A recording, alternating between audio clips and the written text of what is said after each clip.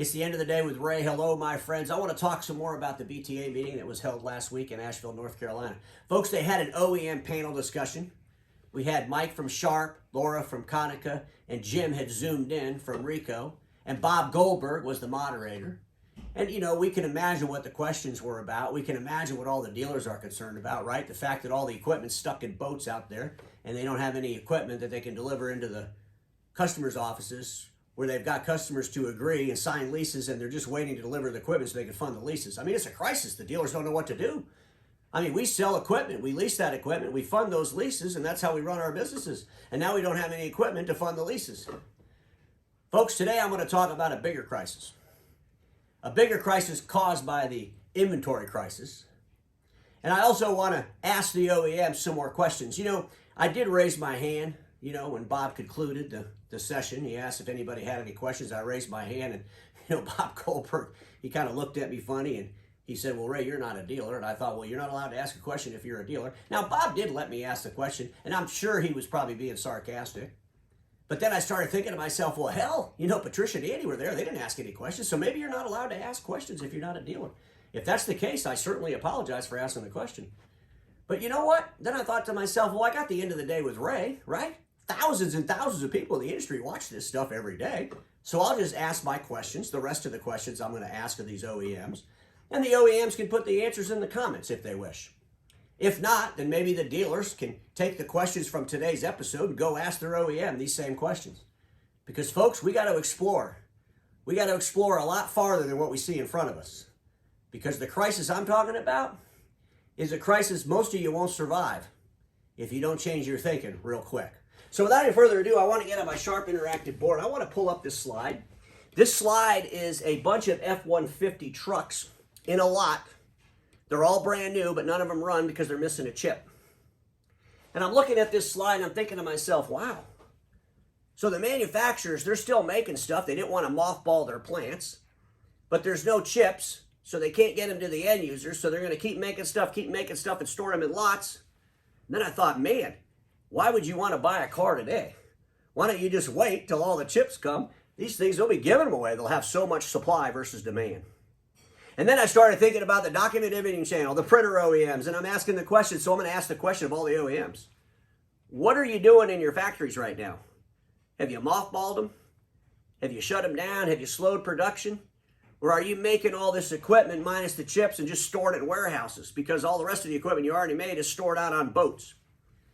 Because if that's the case, it's kind of scary when you think about it, because our industry's been oversupply versus demand for at least a decade. In a half a decade, really bad. And so are we going to become at a point where we have so much equipment, the OEMs are just going to do whatever they got to do to liquidate that equipment and they're going to give it away? It's a question we ought to ask the OEMs. What's your capacity right now? What are your plans when we're oversaturated with equipment? Because, you know, I got sick of asking them when they're going to consolidate. I think a lot of these OEMs, they just think they're going to do it on their own and fight to the death to the end. But it's something we need to think about as an industry. We're already racing to the bottom so quick it hurts. What's going to happen when we have more equipment than we know what to do with? And I know a lot of you can't even imagine that right now because you got leases out there that you can't fund. And so without any further ado, I want to pull up my next slide. Ladies and gentlemen, I'm going to get my Sharp interactive board working here. I got my magic pen in my hand. I might want to circle some stuff or draw on it. But right now, our whole industry is focused on lease agreements not being funded. Let's be honest. If we go back, what's the problem? What's the biggest crisis we have? Well, if you're a dealer with $250,000 or $300,000 or $400,000 worth of leases that you're not funding because you can't deliver the equipment, that's kind of a crisis. If you're a really big dealer, you might have some cash flow to get through that. If you're a really big dealer, you might be able to increase a credit line at your financial institution. But I'm thinking financial institutions, when they look at the print industry as a whole, they're probably like really asking for some good details. Hopefully they are anyway. And if I was a leasing company, I'm not sure I'd be pre-funding these leases. And I know a lot of dealers are upset with me now. What do you mean, Ray? We got to get them to pre-fund the leases. Because I think a lot of the customers that are in these scenarios might give you all a call and say, we don't want to do it. We decided to keep what we have. Folks, our industry is going to hear more and more, we decided to keep what we have. than it's ever heard in its life. And if we don't think that our customers are going to say, we want to keep what we got, we're nuts. The whole time that our industry is focused on leases and fulfilling lease agreements with print equipment, we have people outside our industry using their imagination like never before. And we have some folks within our industry using their imagination like never before. And they're looking for possibilities. Because possibilities become probabilities and probabilities become reality quicker than ever. And innovators know that. Innovators know, let's look at what the old ways doing wrong or stupid. Let's come up with a better way and go take away a great relationship and deliver those end users a better experience. That's what innovators do. I say that all the time. But ladies and gentlemen, here's the reality. These innovators inside our industry and outside our industry are trying to look at how to disrupt the deliverable of print equipment. And when they're approached by outsiders, when your customers are approached by outsiders, think about the IT services company. And I want to paint a story for you. The IT services company goes in to your customer and they tell your customer, you know, you have all this print equipment. A lot of it you didn't even use during the pandemic. You're moving more and more people remote. You're probably going to have to change your print infrastructure in ways that you couldn't even imagine before this pandemic. We want to help you with that. We want to help digitize your environment and give you new processes that eliminate print and the need to scan. We want to eliminate as much as possible because we know that's a big interruption to the modern workplace. And so what we want you to do is call up that vendor and just tell them that you're going to keep what you have to give you a service contract on that, and you don't want to do anything different for now until you figure this out, and we're going to help you figure it out. Because see, we can help you figure it out as an IT services company, and we can get experts that we need to help you figure it out, because we're not in this to try to sell you more print equipment. We're in this to try to get rid of your print equipment. We're in this to try to help you be more efficient with business processes. And like I said, we all know to be more efficient with business processes, you got to keep the information behind glass as long as possible. That's the reality, whether the print industry wants to accept it or not. And so, ladies and gentlemen, think about that conversation this IT services company's having with your customer that you sell print to. And now let's just say that this IT services company convinces that customer to do that. Well, you know what? Since you run into our entire IT infrastructure, you vendor manage all these other components of our IT infrastructure, why don't you go ahead and get with our print vendor and just tell them what we're going to do?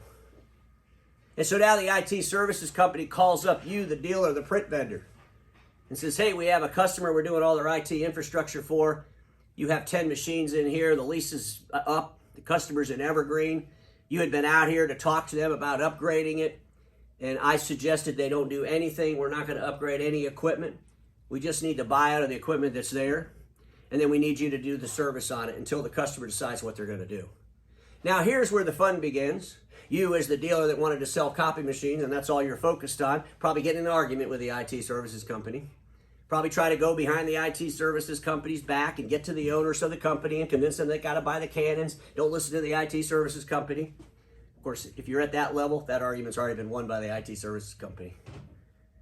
But it's a game changer. And now you're thinking to yourself, well, we'll just say no.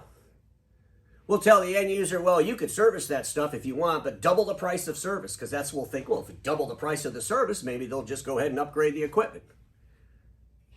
And the customer says, well, that's no big deal. Or the IT services company you're dealing with says, oh, that's fine if you don't want to service it. We'll call another Canon dealer to service it. Now, here's where the fun begins, and here's another question I'm going to ask the OEMs. When a competitive company that doesn't sell your product decides to service it, are you going to give them the parts and supplies to service that product? Because you know there is a right to repair law in effect. How's that going to affect the OEMs? That would have been a great question to ask of all the OEMs. With the Right to Repair Act, are you going to keep other service providers from getting the parts needed to fix your products, even though they're not authorized to fix those products? Folks, this situation might not be world-founded right now, but it's coming soon. And there'll be some copier dealers within our own space that'll start realizing they got really smart technicians that could fix any brand. And with the Right to Repair Act and a product called CareAR Augmented Reality, guess what? They're going to go fix those products. And the OEMs are going to provide them parts and supplies to do it. Do you see where our industry is headed? Well, we're all sitting there trying to figure out how to get these leases funded. We got true innovators out there looking for alternative possibilities. Because these true innovators realize that our business just isn't about fixing the brains that we sell. Our business isn't about just providing the toner from the OEMs and the brands we sell. By the way, if your OEM's out of A3 toner, call my friend Chris Pollock over there. He's got plenty of toner for you. The game's changing. The field's changing that the game's played on. There's different players. Players we never saw or competed with before are showing up to these games to play against us. And we can decide as an industry, do we want to continue to fight for the year 2010, the year 2000, or do we want to fight to be relevant in the year 2025? And things like augmented reality, things like the Right to Repair Act, things like aggressive vendors delivering IT services, and they don't want the print people bothering them. How do they take them out? How do they circumvent what that print company's doing in those accounts? Because, ladies and gentlemen, it's not about just print. It's all about money. It's all about resources. It's all about what does a company need to help them navigate their technology so they can deliver outcomes to their end users. There's a lot to think about in this video, but hopefully the OEMs will answer some of the questions I asked. Because, folks, I love going to the BTA meetings. I'm honored by it. It's fantastic to talk to dealers and vendors. But I know that there's a lot of the vendors and there's a lot of the dealers that show up to the BTA that wish I never showed up. I know they wish I never showed up. They wish I never opened my mouth. They wished I never asked a question. But the good thing is I got the end of the day with Ray. And I'll ask all the questions that I feel are relevant of the OEMs and the dealers. Because if we don't ask the questions, we're never going to get the answers, and every damn one of us knows this. Status quo is the killer of all that'll be invented. Don't get stuck in status quo, and I'll see you all tomorrow.